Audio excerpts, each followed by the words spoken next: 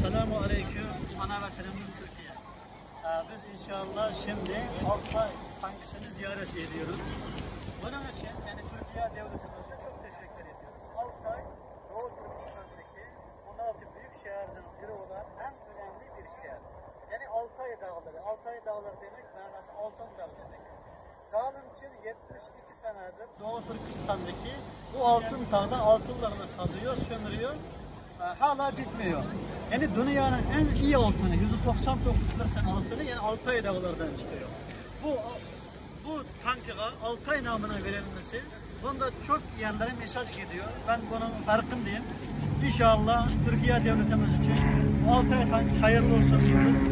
Bir gün gelecek Çanakkale'de atalarımız savaştı gibi zalim Çin zulmüne karşı Doğu Türkistan özgürlük mücadelesi vereceğiz. Bu zamanda İHA'lar, SİHA'lar, Altay yani tankları inşallah bizim yanımızda olacak.